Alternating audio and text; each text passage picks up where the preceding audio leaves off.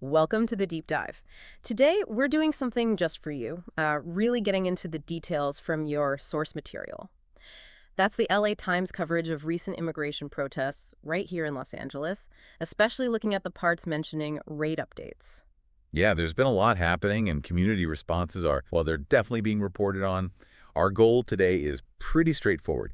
Unpack what your source, the LA Times article, actually says about these protests. Right, like what reportedly triggered them, who was there, where did it all go down? Exactly. And it's really crucial for you to know we're focusing only on the information presented in that specific LA Times reporting.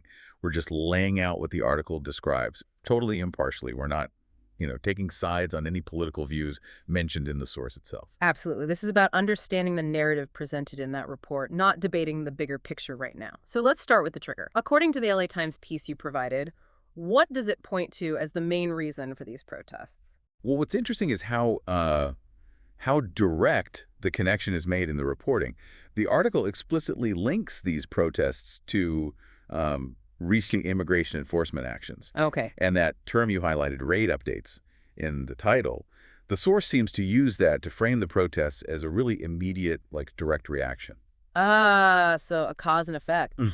The reporting suggests news about enforcement actions led straight to people protesting. That's definitely how the source presents it. Yeah, a clear catalyst, according to the reporting. And who did the article say was actually, participating? Was it just a general crowd or specific groups? The source mentions a range, actually. It talks about local community members, sure, but it specifically highlights immigrant families who were reportedly affected, and also their advocates, various community organizations focused on immigrant rights.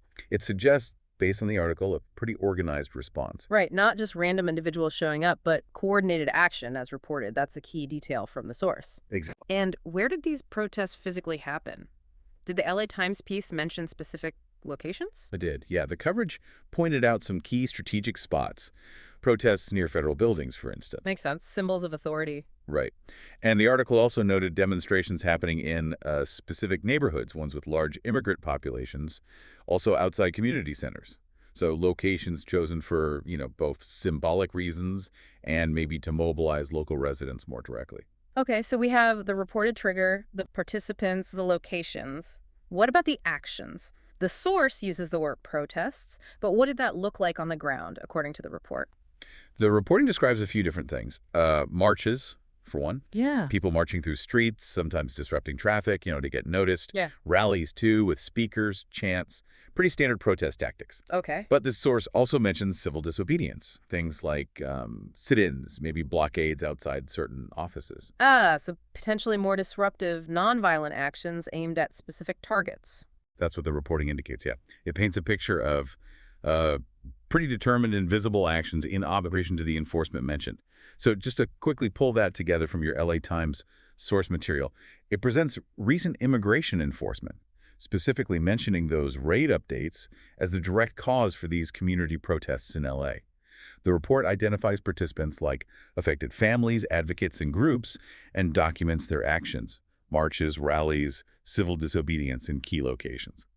And looking at how the source material lays it out, one thing that really jumps out is that speed you mentioned earlier, how quickly the article connects the updates to the protests. It really underscores, as reported, just how fast communities can apparently mobilize. It really does. And digging into a source like this, it shows you the value of local news, like the LA Times here. It documents that immediate sort of ground-level impact of reported policy actions or enforcement news.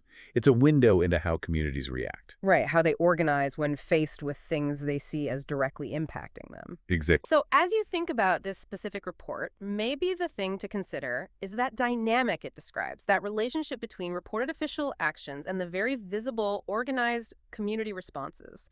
It highlights, just how these big issues play out very locally and how quickly, according to the source, news can translate into action on the streets. Definitely something to chew on.